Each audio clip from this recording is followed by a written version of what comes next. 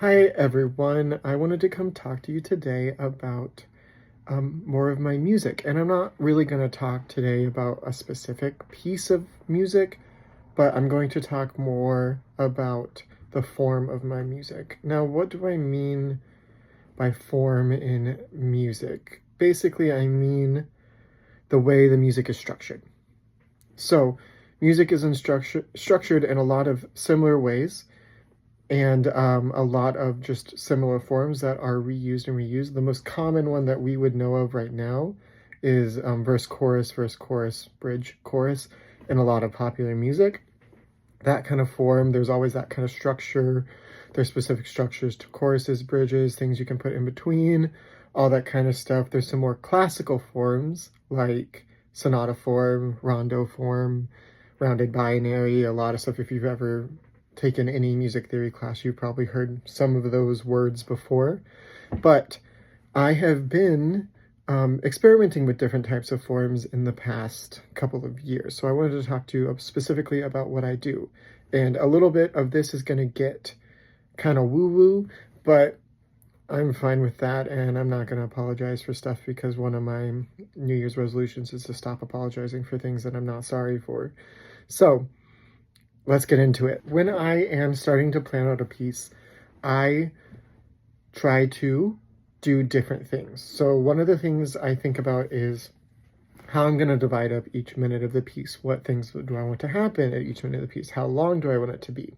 Once I figure out how long I want it to be and divide it up kind of by minutes and kind of have a general idea, I plan out how many measures long it's going to be.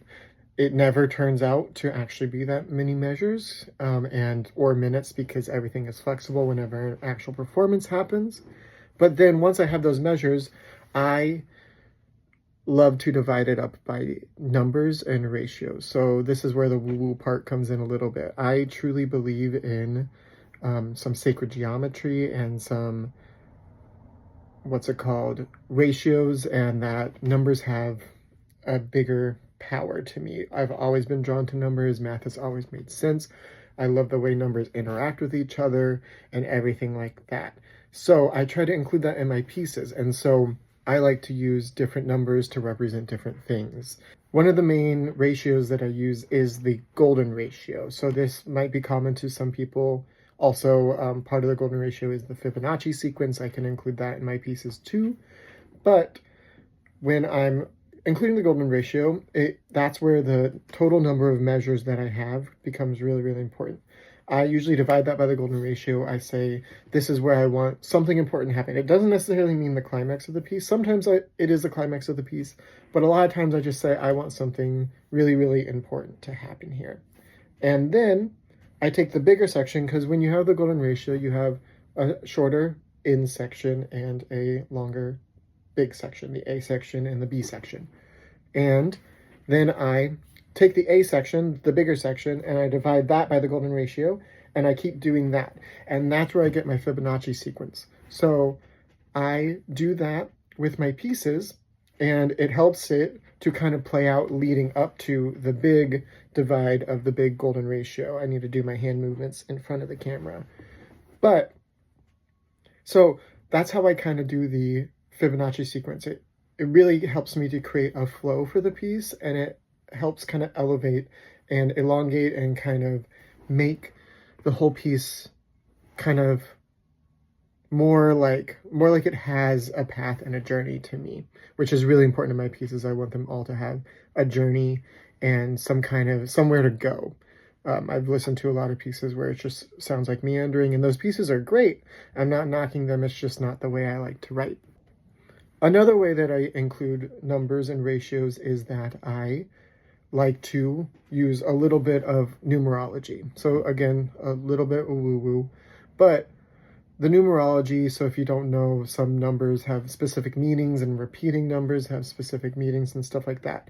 So I create different ratios. So I wanted to have a moment in the piece where this moment is helping to progress the piece, but it's a dramatic change. So I use a ratio of 555 to 123, and these ratios are crazy. Yeah, of course, I don't think that one can be reduced, but Yeah, they can be, but what's important is the repeating numbers of the numerology. So I try to include those in my pieces too, because it's like, it's all about the journey. So if the piece, sometimes bad things have to happen for us to progress in our life, and I want to reflect that in my pieces. So it's kind of interesting, but I wanted to make this video to preface all of my future videos because this is going to come up a lot in a lot of my pieces. I'm really excited to share these with you. I have a couple of score videos that I'm working on releasing. My hair's a mess. I'm just realizing that.